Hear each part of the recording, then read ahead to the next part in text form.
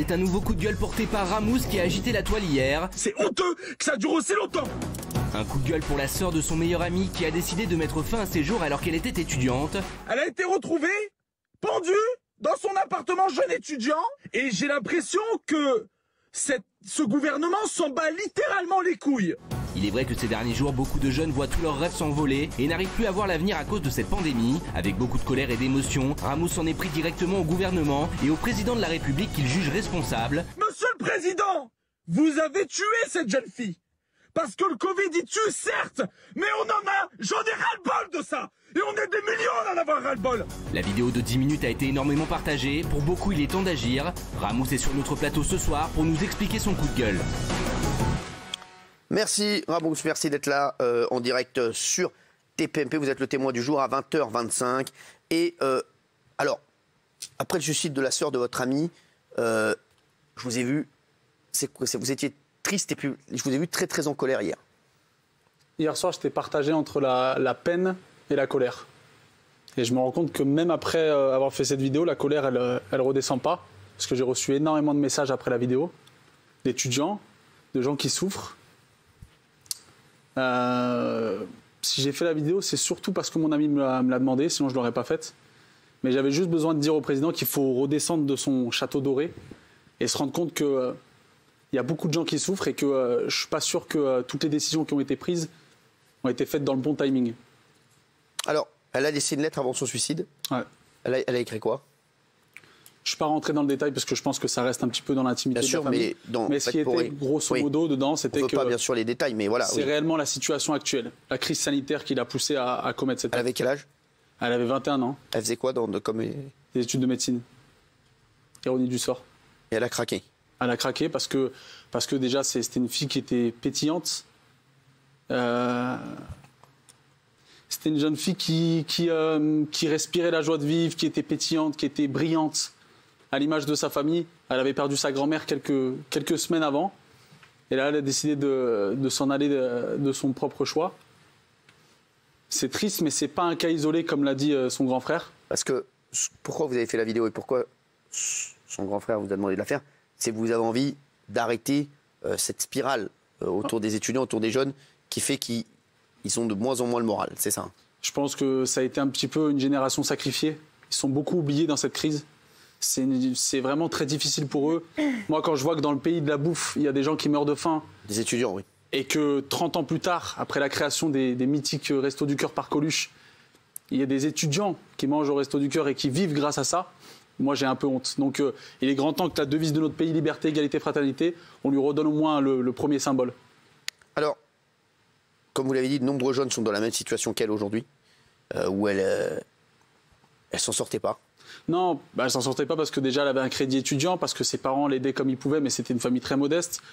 Et parce que elle avait un petit job, parce que c'est difficile, et parce que quand tu vois que ton rêve, qui est de devenir médecin, et ton rêve qui est de réussir ta vie professionnellement, s'écroule, c'est difficile de tenir le coup. Et j'ai vu, alors on a vu votre vidéo, vous avez vu des extraits de sa vidéo. Dans cette tragédie, il y a un coupable pour vous, c'est évidemment la Covid, mais au-delà, c'est les décisions qui sont prises par le gouvernement. Pourquoi est-ce que vous tenez le gouvernement responsable? Parce que quand une équipe de foot est éclatée au sol, c'est son sélectionneur qu'on pointe du doigt. C'est pas les supporters d'un Quelle décision vous dérange? Mais justement, c'est les décisions qui n'ont pas été prises à temps et qui n'ont toujours pas été prises. Et là, c'est une catastrophe. C'est-à-dire le pays, là, actuellement, il faut arrêter de se leurrer, faire des grands discours, des allocutions. Là, il faut arrêter la poudre de perlimpinpin. Là, il est grand temps de remettre l'église au milieu du village. Le pays va très mal. Moi, ce président-là, c'est le président qui est venu en disant « je vais enlever l'ISF parce qu'on va essayer de faire en sorte que les riches investissent ». Désolé, les riches, ils sont partis faire Zumba Café à Dubaï, ça va. Donc il faut juste arrêter de mentir. Faut essayer de se mettre à la place du gouvernement, certes, mais franchement, j'ai pas le temps. Quand un président, dans un timing comme celui-là, il décide d'aller faire un concours d'anecdotes avec 2 youtubeurs que j'aime beaucoup, on s'entend très bien avec Carlito, je l'ai eu au téléphone tout à l'heure. D'ailleurs, ils viennent de récolter 30 000 € pour une association. Très bien, à leur place, je l'aurais fait aussi. Mais je pense que lui, il a poussé le vice un petit peu trop loin. Alors ça, c'était une belle opération même pour les gestes barrières, pour le clip, voilà, pour faire. C'était surtout un beaucoup de com. C'est aussi pour sensibiliser les jeunes. C'est pour ça que voilà, il s'est adressé à McFly et Carlito, mais c'est vrai que ça fait une polémique, cette histoire aussi, d'anecdotes. Mais ils ont raison de le faire, McFly et Carlito, et voilà, je l'ai eu au téléphone tout à l'heure, ils ont vraiment raison, je l'aurais fait à leur place, c'est pas ça le problème, c'est que c'est sa démarche à lui qui me gêne.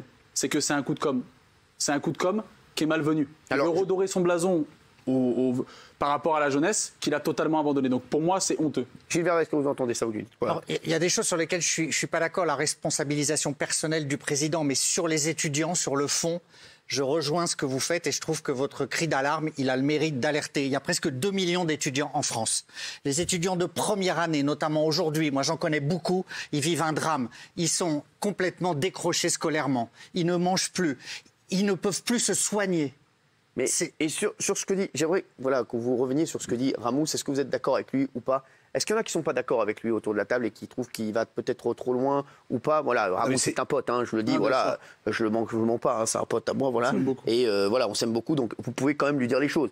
Et Bernard Montiel. Oui, moi je suis d'accord avec lui parce que c'est un cri de douleur qui nous lance la figure assez violemment. Maintenant, d'incriminer le chef de l'État, c'est encore une autre histoire. C'est vrai que les étudiants, c'est une génération sacrifiée. Cette année, c'est la merde pour tout le monde de toute façon. Il n'y a pas que les étudiants. C'est vrai que c'est honteux. Les restos du cœur, effectivement, les étudiants sont là tous les soirs à quémander de la bouffe. Tout ça est extrêmement triste. On vit une pandémie. C'est une situation exceptionnelle, dramatique dans le monde entier. Qu'est-ce que tu veux faire? Qu'est-ce que tu veux faire? Voilà, parce que est-ce que vous trouvez qu'ils font mieux dans les autres pays, Ramous? Ça, c'est un petit peu l'argument, le carton jaune que sortent les gens. C'est-à-dire c'est pas mieux à l'extérieur, etc. Mais je suis désolé, c'est pas parce que les autres sont des ânes que nous, on ne doit pas se considérer comme des chevaux de course. Bon, ça veut dire que c'est compliqué pour tout le monde. C'est compliqué, certes, mais je veux dire, dans un pays comme le nôtre, quand on supprime plus de 3000 lits d'hôpital actuellement, dans une crise comme celle-là, c'est pas bienvenu. Vous pensez pas qu'il y a des personnes qui sont au chômage partiel, des personnes du BTP, qui n'auraient pas été ravies de pouvoir construire un hôpital?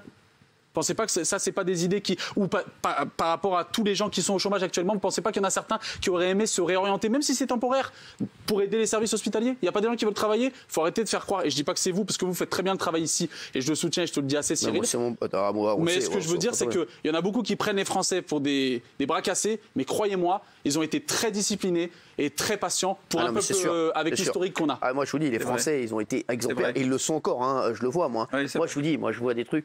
Quand je vois les gens, et je le dis, j'en vois plein à 17h30, 17h45, commencent à stresser. Ils disent non, c'est le couvre-feu, je peux pas. Je trouve vraiment que c'est quand même admirable. Tout ce qu'on leur demande et ils le suivent à la lettre. Moi, je suis désolé. Je trouve que pour la plupart des Français, ils sont extrêmement disciplinés. Et je trouve que, franchement, ils font. Et on comprend pas, on va se dire, moi je suis un peu comme vous, je comprends pas tout ce qui se passe, mais en tout cas, on essaie de suivre les indications. En vrai. Oui, Kelly. Alors j'ai vu la vidéo en entier, à un moment donné où tu nous parles de beaucoup de choses, hein, parce qu'il n'y a pas juste ce sujet-là. Et à un moment donné, tu nous parles de mensonges, de complotisme peut-être, ou qu'on se moque de nous, ou qu'on nous prend pour des cons pour être vulgaire. Donc j'aimerais que tu nous dises en plateau pourquoi on nous prend pour des cons. Non, moi je pense qu'on nous prend pour des cons sur le timing, la lenteur des décisions. Et je dis pas que c'est fait exprès, hein. Loin de là. Moi je suis loin du complotisme et je pense que les gens qui me suivent au quotidien le savent. Le Covid existe, il y a nos problèmes. Dans la vidéo. Mais je suis désolé, pardon? Oui, c'est ce que tu disais dans la vidéo. Tu es contre. Mais c'est ce que je veux dire, c'est qu'il y a un moment où des virus comme celui-là, il y en a plein. On est quand même la 5e puissance mondiale. Je pense qu'en un an... On était, ouais. Mais je veux dire, on a largement eu le temps de pouvoir apprendre à vivre en un an avec le Covid et de pouvoir être dans une société à peu près normale. Aujourd'hui, ce que vivent les jeunes, c'est inédit. Moi, quand je vois les jeunes, ce qu'ils font dans la rue aujourd'hui, comment ils s'entretuent, je me dis qu'ils se mettent des coups de couteau. La prochaine génération, ça va être très compliqué. Il va falloir les canaliser. Hein. Ramous, juste, je te laisse, si tu avais là 1 minute pour t'adresser, comme tu le fais sur tes réseaux sociaux, au gouvernement ou... aux autorités ou aux gens qui nous regardent, tu leur dirais quoi? Je pense qu'il est grand temps de prendre ses responsabilités, il est grand temps de faire quelque chose, d'arrêter de faire patienter les Français avec un climat anxiogène comme ça qui nous tourne tous les uns contre les autres. Je pense simplement qu'il y a beaucoup de gens qui ont des idées, qu'aujourd'hui, les sans-abri d'aujourd'hui, c'était les restaurateurs et les étudiants d'hier. Et ça, c'est à cause du Covid, mais c'est aussi à cause des décisions qui ont été prises. Et aujourd'hui, il faut se rendre à l'évidence. On va recommencer à reconfiner. C'est ce qui a été annoncé à Dunkerque et aujourd'hui partiellement dans certaines villes. Mais il y a certains pays qui commencent à réouvrir. Donc c'est que niveau timing, on est un peu comme une très connue société de train de fer. On a toujours un train de retard et il est grand temps de prendre vraiment le wagon correctement. Merci Ramous en tout cas. J'avais juste un truc à ajouter. Vas-y mon chéri d'abord. Je voulais dire un truc à toi, directement dans les yeux. Parce que il y a quelques années, il y a 2 ans, quand on travaillait ensemble sur BTP. Et j'espère que tu vas revenir d'ailleurs. Avec grand plaisir. Si c'est une proposition, je l'accepte avec grand plaisir. Ce que je veux dire, c'est que à cette époque-là, je suis rentré dans ta loge, on était que tous les deux, caméra éteinte. Et je t'ai dit, Cyril, il y a une colère qui grandit dans notre pays.